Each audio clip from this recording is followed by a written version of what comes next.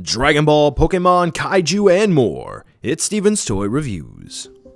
Hello there collectors, it's Steven here, and I am bringing you another Vinyl Kaiju figure review. Today I'm going to be taking a look at the Titanic Creations 15cm Titanicus. Now this is an actual crossover event that Ultrazilla Toys and I did. You see, I sent him my Battle Damage SDCC Diamond Select Toys, wow that's a mouthful, Gypsy Avenger, and he sent me Titanicus. So for this review, I'm going to be reviewing his figure. Now this is a unique OC Donut Steel Kaiju who actually sunk the Titanic. See that giant iceberg on his back? Yep, that's what they hit. Now for this figure, it is the first of hopefully many to come. Or is it gonna sell well? Well, let's take a look to see whether or not this one's worth adding into your collection.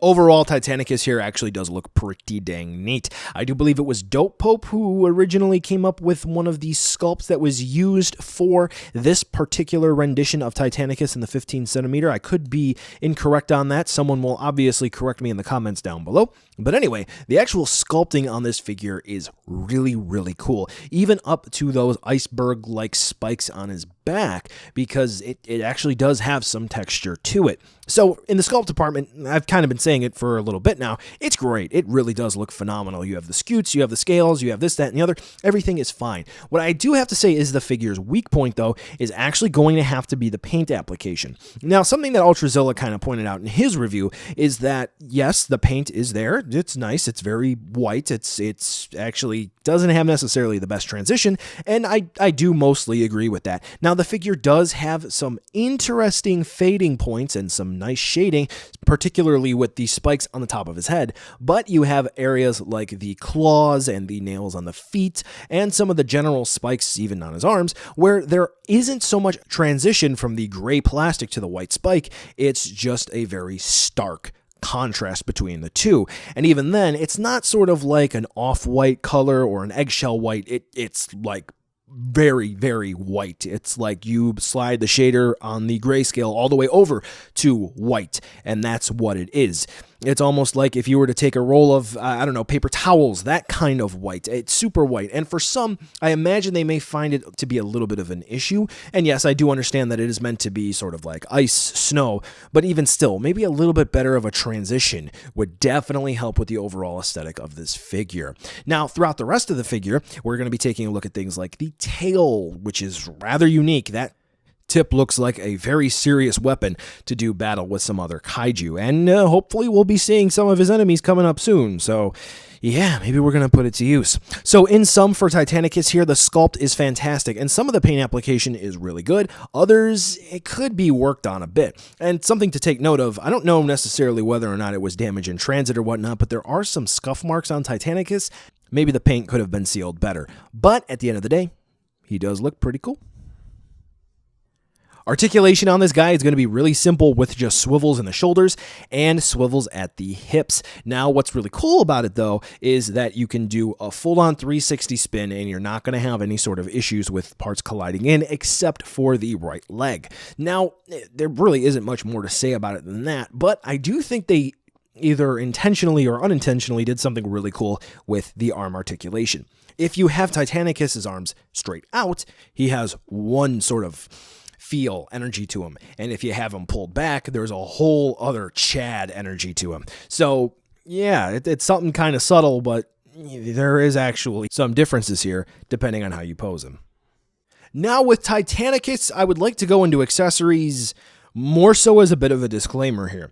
You see, if you were to get the 15cm Titanicus, I believe there are a couple of different options, but at least you do get a box, which Ultrazilla's was destroyed in transit. And then there's a version that comes with a comic, and then I think there are a couple of other bundles here and there. But anyway, for the actual figure, you were at least guaranteed that box, but it was destroyed in transit, so I don't have that box.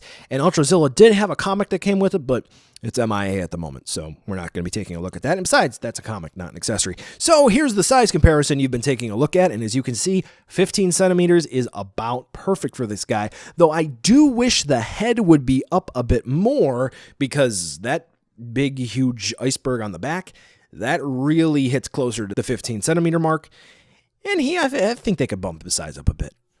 So buy now, skip, or wait for a deal. This one's going to cost you about $35, sometimes before shipping, sometimes including. I know at G-Fest they were selling these guys for $30 a piece, and that's not a bad deal at all. This is going to be a homegrown effort in the kaiju market, and I do have to say that it's not a home run, but you know what? It is pretty good. So if you're a vinyl kaiju enthusiast, I definitely recommend picking this one up. But try not to pay super duper whole hell of a lot for this guy. Which, speaking of vinyl, it's not going to be a squishy kind of vinyl like you would have for the movie Monster series. It's actually a really, really hard type of vinyl, almost a softer plastic like you would feel from NECA. So it's pretty sturdy.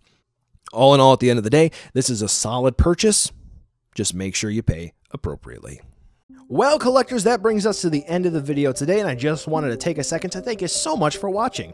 Now you've heard a lot from me, I'd like to hear a little bit from you. Drop in the comments down below whether or not you liked it, you hated it, or maybe you were somewhere in between. I also want to take an extra second here for a nice, humongous thank you to all the patrons for STR over the last month who have really helped the channel grow into what it can be today. So to all of you, 2 big thumbs up. Thank you very much. And now the end card should be popping up, which will give you a few clickable links, like maybe to subscribe or head on over to my Patreon, or some short URLs like to my social media or to my Teespring store. There's also a video I hand-selected for you, so if you want to watch another STR video, I hand-selected some good content for you to watch, so definitely check out that video. Thank you again so much for watching, and I'll catch you in the next video.